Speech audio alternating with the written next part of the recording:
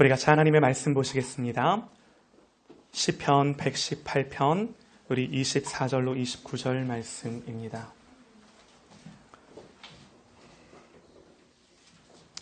시편 118편 24절로 29절 말씀입니다. 22절로 29절 말씀입니다. 우리 한 절 한 절 교독하며 읽겠습니다. 건축자가 버린 돌이 집 모퉁이의 머릿돌이 되었나니 이날은 여호와께서 정하신 것이라 이날에 우리가 즐거워하고 기뻐하리로다.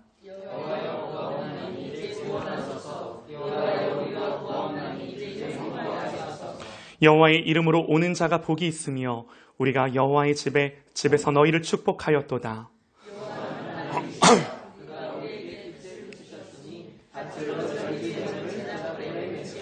주는 나의 하나님이시라 내가 주께 감사하리이다. 주는 나의 하나님이시라 내가 주를 높이리이다. 여호와께 감사하라. 그는 선하시며 그의 인자하심이 영원함이로다. 아멘. 할렐루야. 우리 옆에 있는 분들과 한번 인사하시겠습니다. 당신은 예배자입니다. 우리 한 번 더요. 우리 부활하신 예수님만 사랑하십시다. 한 번 더 인사하십시다.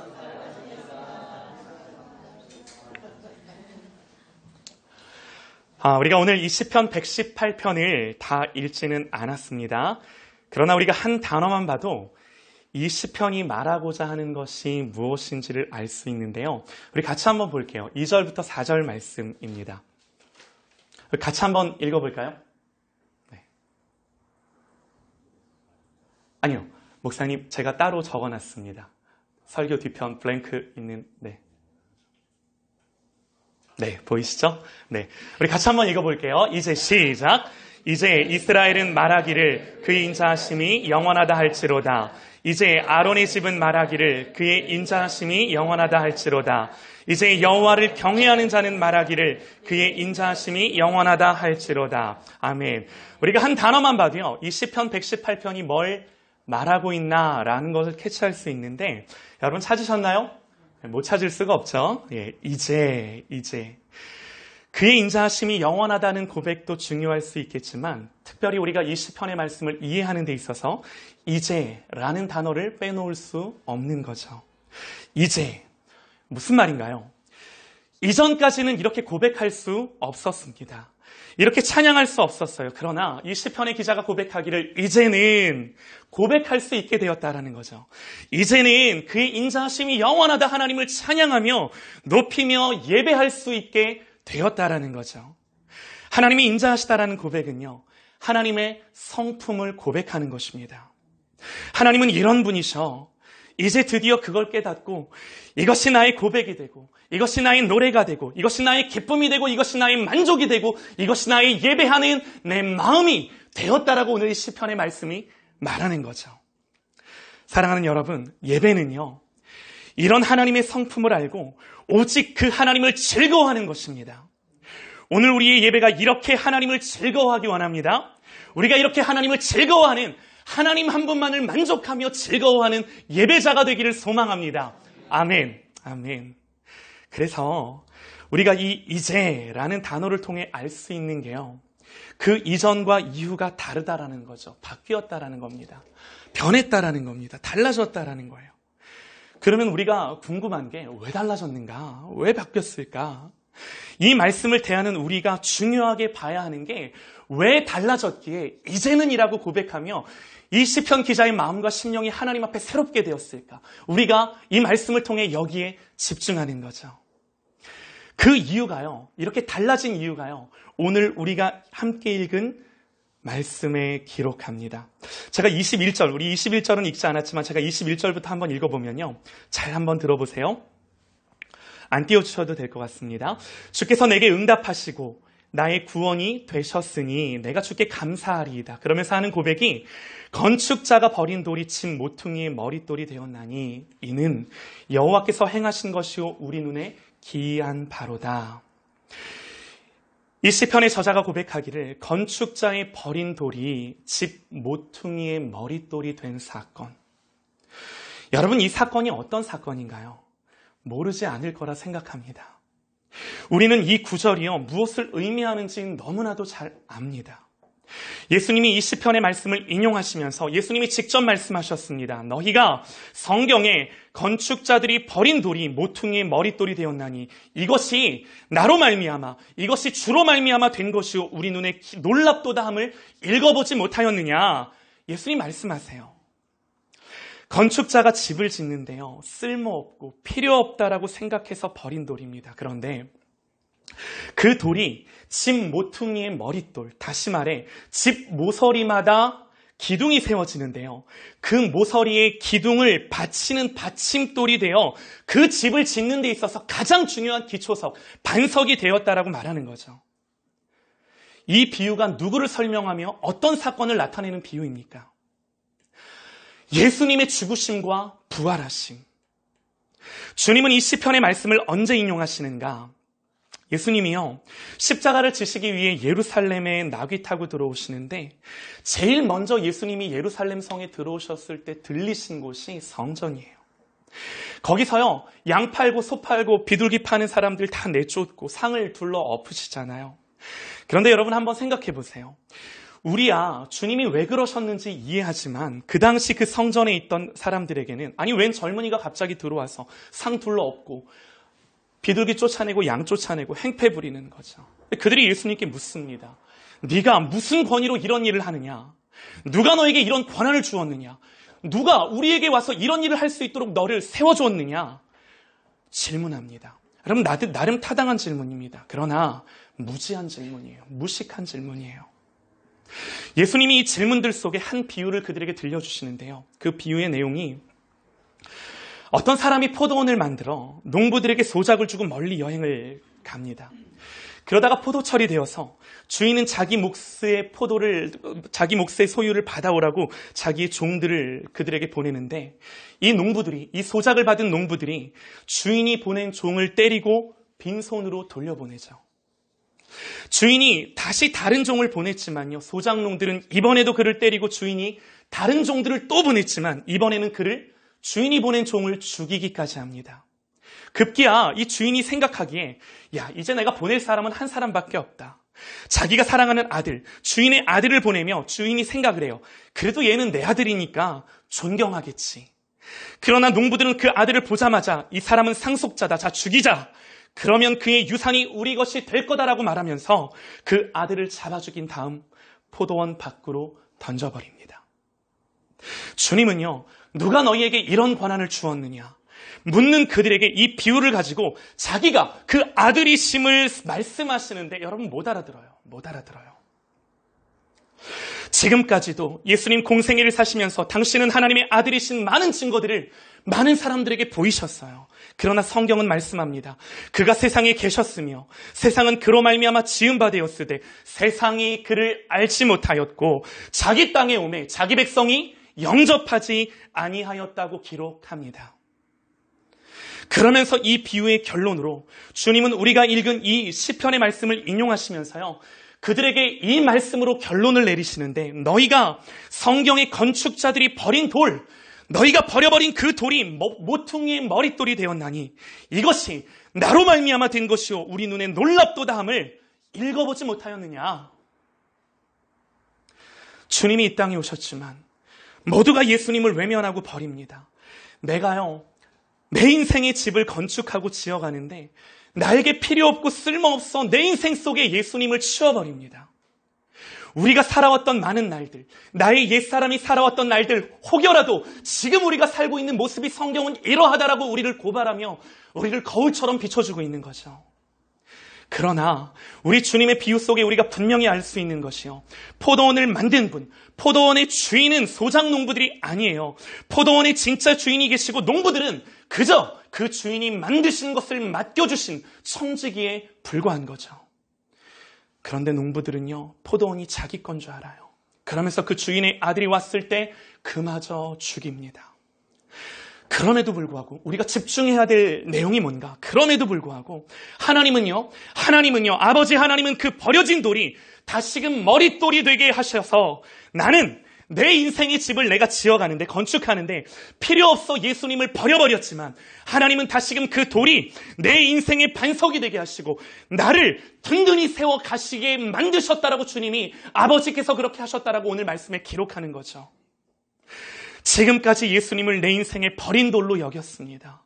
그러나 하나님은 다시금 그 주님이 내 삶의 기초가 되게 하시고 반석이 되게 하셔서 나를 흔들리지 아니하는 견고한 하나님의 자녀로 세우셨음을 말씀하고 계신 거죠. 그래서요, 여러분, 하나님은요, 내 인생을 허무시기도 하세요. 옛 것들을 무너뜨리시기도 하세요. 때로는 내 건강을 무너뜨리세요. 물질을 무너뜨리세요. 관계를 무너뜨리세요. 일을 무너뜨리세요. 무너뜨리세요. 왜요? 예수님 한 분만 반석되고 기초가 되게 나의 인생을 다시금 지어주시기 위해. 할렐루야. 아멘. 그렇게 하세요. 건축자들의 버린 돌이 모퉁이의 머릿돌이 되었나니 이것이 예수님으로 말미암아 된 것이요, 이것이 십자가의 부활로 말미암아 우리 주님께서 저와 여러분에게 이루어 놓으신 성취임을 믿으시기 바랍니다. 이것이 십자가와 부활을 통해 내 인생 속에 하나님이 행하신 일이심을 믿으시기 바랍니다. 우리가요, 이 비유를 조금만 더 우리 말씀을 통해 깊이 있게 봤으면 좋겠는데요. 하나님이 세상을 만드세요. 하루하루 만드실 때마다 보기 좋다, 보기 좋다, 보기 좋다. 다 만드시고 나서 일곱째 날, 이 일곱째 날은요, 뭘 만드신 날은 아니라 어찌 보면요, 어떻게 표현하면 이 일곱째 날은 그냥 한 날을 하나님이 정하여 구별하여 만드신 거예요. 창세기를 보면요, 하나님이 그가 하시던 일을 일곱째 날에 마치시니 그가 하시던 모든 일을 그치고 일곱째 날에 안식하시니라. 하나님이 그 일곱째 날을 복되게 하사 거룩하게 하셨으니, 한마디로 하나님이 일곱째 날을 복되게 하시고 거룩하게 하시고 구별하셨어요. 그러니까 일곱째 날은요, 그냥 일곱째 날 자체를 만드신 거고요, 안식하면서 그날을 구별하신 거죠. 성경은 말하기를 하나님이 그가 하시던 일을 일곱째 날에 마치시니, 창조의 완성이 바로 이 일곱째 날입니다. 창조의 완성이 안식하는 날로 마침표를 찍습니다. 창조의 완성이 하나님이 우리에게 한 날을 주심으로 말미암아 그 날을 누리는 것으로 마무리되어진다라는 거죠. 여섯째 날, 여러분, 사람이 며칠째 날 만들어지나요? 여섯째 날이죠. 그러므로 일곱째 날은 사람에게 있어서 첫째 날이에요. 그야말로 하나님이 사람을 지으시고 자기 형상대로 지으신 자기의 자녀들에게 주신 축복이 뭐냐? 하나님이 완성하신 모든 피조 세계를 누리며 그것들을 즐거워하고 그 속에서 하나님을 발견하며 그것들 속에서 하나님을 감사할 것 밖에는 없는 존재로 우리를 구별하여 만들어주신 거예요. 하나님이 창조하심을 기뻐하고 예배하고 모든 피조 세계 안에서 하나님이 만들어 놓으신 그 피조 세계의 조화로움과 아름다움과 그 곳곳에 숨겨있는 그 하나님의 손길들, 이거 발견하며 이거 찾아다니며 그 속에서 하나님을 누리며 즐거워하는 것, 예배죠. 그러므로 하나님이 이렇게 만드신 날은 우리에게 한 날을 주셨는데 그 날은 하나님을 예배하는 날입니다. 그것이 우리에게 일곱째 날 우리가 알고 있는 안식일이라고 말하는 날이에요. 그런데요, 알다시피 죄는요, 이 모든 것을 바꾸어 놓았습니다. 성경이 뭐라고 말하나요? 땅은 너로 말미암아, 이 모든 피조 세계는 너로 말미암아 저주를 받고 너는 내 평생에 수고하여야 그 소산을 먹으리라. 이 모든 피조 세계가, 땅이 내게 가시덤불과 엉겅퀴를 낼 것이요 내가 먹을 것은 밭의 채소인즉 너는 흙으로 돌아갈 때까지 얼굴에 땀을 흘려야, 고생해야 먹을 건 먹고 이 세상 살 수 있어. 하나님 말씀하시는 거죠. 무슨 말인가요? 여러분, 안식이 사라졌어요. 참된 안식할 날이 없어졌어요. 하나님이 선하시고 아름답게 지으셨음에도 불구하고 우리가 하나님 앞에 범죄함으로 말미암아 그 모든 것들이 망가뜨려지고 거기에서 하나님의 선하심을 발견할 수 없도록 우리의 눈이 가려지고 하나님으로부터 멀어지고, 그러나 건축자의 버린 돌이, 그러니까 우리가 우리 마음대로 열심히 집 지어 보겠다고 하나님이 그 만드신 모든 피조 세계 가운데 살아가는데, 그래서 우리는 예수님을 치워버려서 내 마음대로 내가 집 지어보고 살아가겠다고 건축자의 버린, 나는 버려버린 그 돌을 우리 하나님은 다시금 모퉁이의 머릿돌이 되게 하셔서 나를 위해 세워주시고 그걸 통해 내 인생 가운데 역사하셨음을 오늘 성경은 우리에게 가르쳐 주는데요. 다시금 우리가 오늘 말씀을 보면요. 건축자의 버린 돌이 집 모퉁이의 머릿돌이 되었나니 이는 여호와께서 행하신 것이요 우리 눈에 기이한 바로다. 그러면서 여러분 놀라운 구절이 나와요. 그 다음에 이어지는 구절이 제가 한 번 더 읽어보겠습니다. 건축자의 버린 돌이 집 모퉁이의 머릿돌이 되었나니 이는 여호와께서 행하신 것이요 우리 눈에 기이한 바로다. 이날은 여호와께서 정하신 것이라. 개역 한글 성경에는요. 이날은 여호와께서 지으신 것이라. 만드신 것이라. 그러므로 우리가 이날에 즐거워하고 기뻐하리로다. 하나님이요. 하나님의 창조를 한 날에 마치셨다면 이제 새로운 창조입니다. 주님이 십자가를 지시고 죽으셔서 우리에게 허락하신 것이 구체적으로 뭔가? 이 시편이 우리에게 말하기를 하나님이 우리에게 구체적으로 허락하신 것 한 날, 이날은 건축자의 버린 돌이 집 모퉁이의 머릿돌이 되었나니 이는 여호와께서 행하신 것이 우리 눈에 기이한 바로다. 이날은 여호와께서 정하신 것이라. 지으신 것이라. 이날에 우리가 즐거워하고 기뻐하리로다. 할렐루야. 아멘.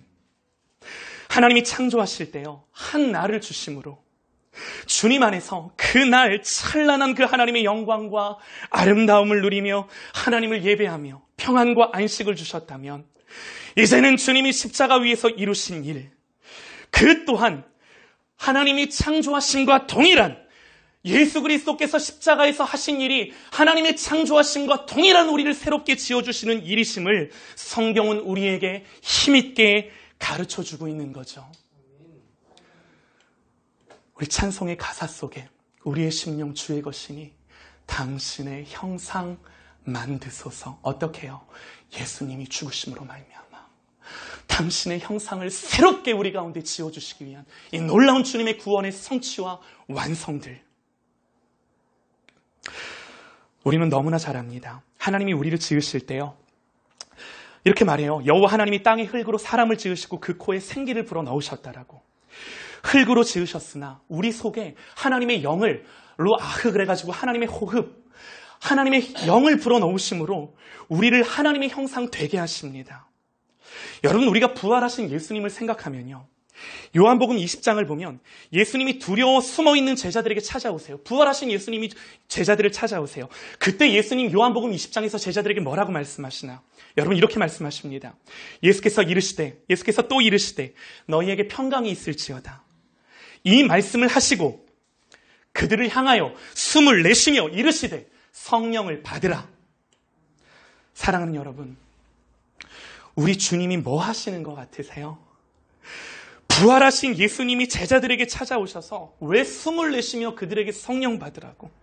왜 굳이 이런 행동을 하셨고 이걸 성경에 기록하여 우리로 보게 하시고 듣게 하시고 십자가에 달리신 우리 주님은요, 여러분 창조주 하나님이십니다.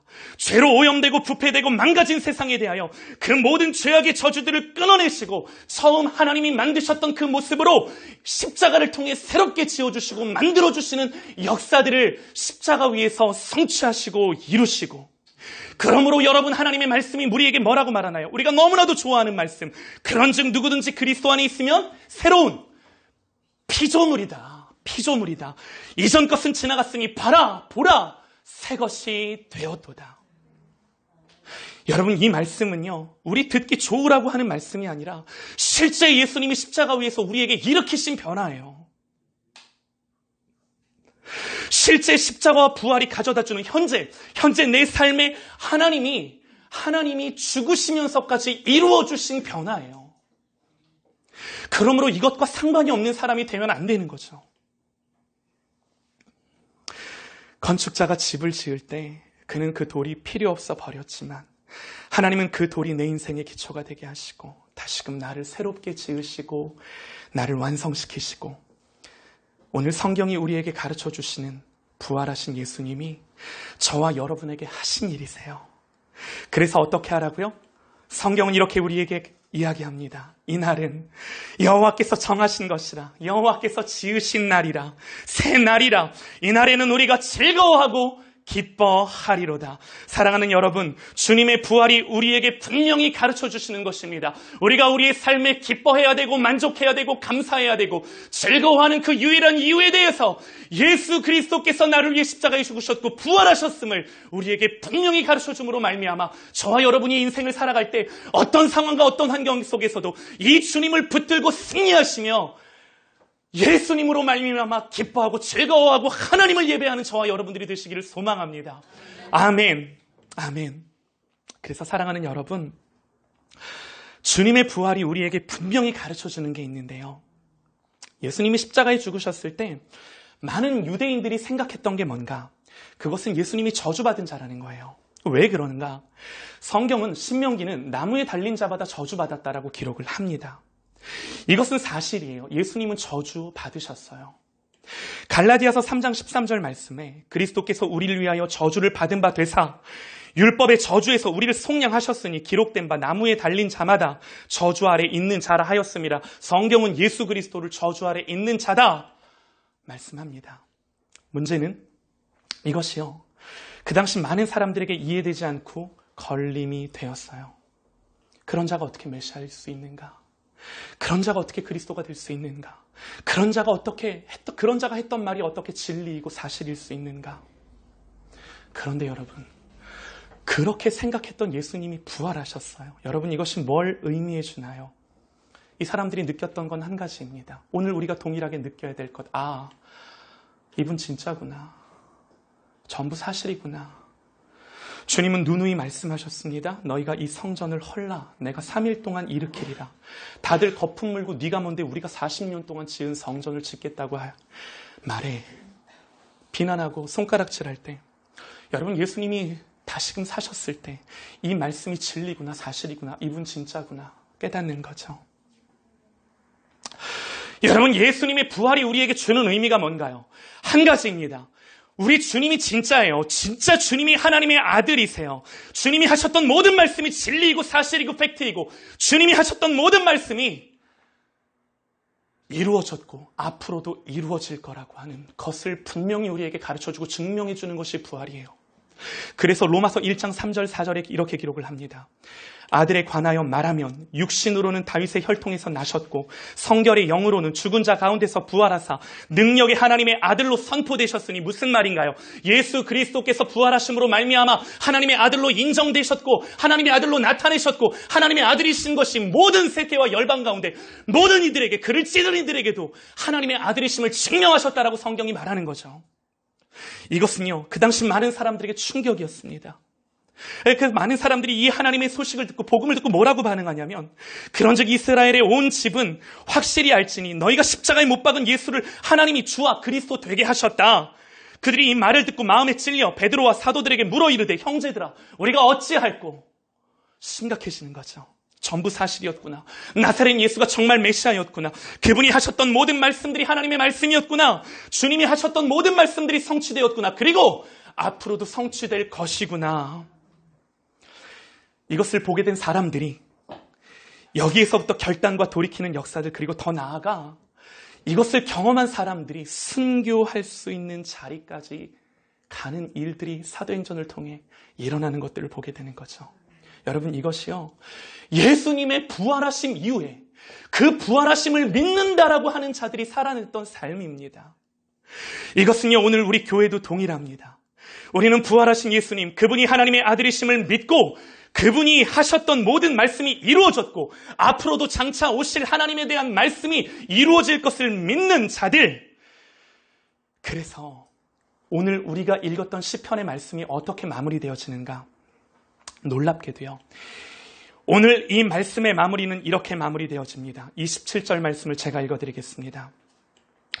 여호와는 하나님이시라. 그가 우리에게 빛을 비추셨으니 밧줄로 절기 제물을 제단불에 맬지어다. 밧줄로 절기 제물을 제단불에 매라. 여러분, 무슨 말인가요? 오늘 이 시편의 저자는요, 이제 이스라엘은 말하기를 그의 인자하심이 영원하다. 이제 아론의 집은 말하기를 그의 인자하심이 영원하다. 이제 여호와를 경외하는 자는 말하기를 그의 인자하심이 영원할지로다. 처음에 드렸던 질문이에요. 이런 변화가 어디에서부터 일어났는가? 오직 하나입니다. 하나님의 일하심을 보며 그분이 누구이신지를 알고 그러므로 그 성품을 맛본 거죠. 건축자의 버린 돌이 모퉁이가 된 것들을 경험한 거죠. 그러므로 분명히 아는 거예요. 그러기에 이 사람의 마지막 고백이 뭔가요? 자신을 제단불에 메어달라고 간구합니다. 그는 자신을 번제단의 제물로 자기 자신을 일치시킵니다. 이스라엘 백성들은요, 절기가 되면 성전에 나아가 번제단의 짐승을 제물로 드리는데요. 제물을 각을 떠가지고 그 제단 위에 드리면 불이 너무 세서 가끔 그 제물이 다 타지 않고 튀어져 나와요. 고기 구울 때 탁탁 튀는 것처럼 그 제물이 그 센 불에 이렇게 튀어져 나와요. 어떻게 제물을 잘 태우기 위해, 하나님 앞에 예배하기 위해 그 제물을 제단불에 메어 놓아요. 왜 그런가요? 하나님 앞에 잘 드려질 수 있도록, 잘 태워질 수 있도록. 오늘 이 시편의 기자가 뭐라고 말합니까? 그렇게 자신을 주님 앞에 제물로 메어달라고. 내가 하나님 앞에 드려지는데 행여라도 그 주님의 은혜 밖으로 나아가지 않게 해달라고. 사랑하는 여러분, 행여나 우리도 은혜를 떠나지 않도록, 우리의 마음이 주님에게서 떠나지 않도록, 사명에서 떠나지 않도록, 주님이 우리를 불러주신 부름의 자리에서 떠나지 않도록, 하나님이 우리에게 지키라 말씀하신 마음과 생각에서 떠나지 아니하도록, 우리가 부활하신 주님을 바라보며 오늘 이 시편의 말씀이 가르쳐주는 것처럼 우리가 해야 될 한 가지 일이 있다고 한다면, 제단에 나를 메어 하나님 앞에 온전히 드려질 수 있는 저와 여러분이 되시기를 간절히 소망합니다. 기도하시겠습니다.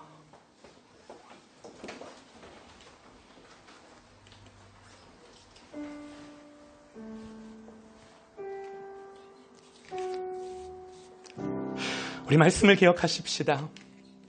오직 하나님의 말씀만 새기십시다. 이것은 주님의 말씀입니다. 하나님, 나를 은혜의 밧줄로 주의 제단에 묶어 주님 앞에 드려지고 바쳐지기에 부족함 없고 주님 주신 사명 부르심의 자리를 떠나가지 아니하며 부활하신 예수님 우리에게 말씀하시기를 너도 너를 부인하며 너희들이 십자가를 지고 자기의 십자가를 지고 나를 쫓을 것이라. 이제 우리는 그 주님을 바라볼진대 장차 더 큰 영광 주실 그 하나님을 붙들며 현재에 있는 고난은 장차 주님 내게 주실 영광과 좋게 비교할 수 없으니 내가 무엇을 선택하고 무엇을 붙들 것인가? 오직 하나님의 나라와 하나님의 의를 구하며 그 예수님을 위하여 예수님을 사랑하며 하나님 나라와 영광을 위한 삶을 살겠노라. 다시금 결단하며 다짐하며 내 심령과 마음을 제단불에 메어 하나님 앞에 드리는 나의 삶이 되게 하여 주옵소서. 우리 말씀을 기억하며 다 같이 기도하십시다. 하나님, 아버지 하나님 인도하여 주시옵소서. 성령 하나님 역사하여 주시옵소서. 우리 하나님의 은혜와 능력들이 온전히 부어지기를 소망합니다. 아버지 하나님 인도하여 주시기 원합니다. 하나님의 영으로 충만하게 하여 주옵소서. 아버지 하나님 인도하여 주시옵소서. 연약합니다. 하나님 너무나 부족합니다. 그러나 아버지 하나님 다시금 우리의 마음과 우리의 심령을 제단불에 메어 아버지 하나님을 바라보는 하나님 나의 인생이 나의 삶이 될 수 있기를 아버지 하나님 간절히 소망합니다. 주님, 하나님 은혜를 주시옵소서. 아버지 은혜를 주시옵소서. 성령을 충만하게 부어주시옵소서.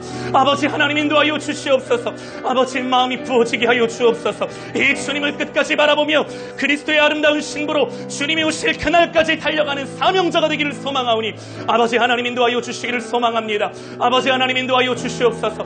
성령님 역사하여 주시옵소서. 아버지 하나님 인도하여 주시옵소서. 아버지의 마음이 부어지기 원합니다. 아버지의 마음이 부어지기 원합니다. 성령으로 충만 아버지 하나님의 영으로 충만하게 하여 주시옵소서. 하나님 너무나 고맙고 감사합니다.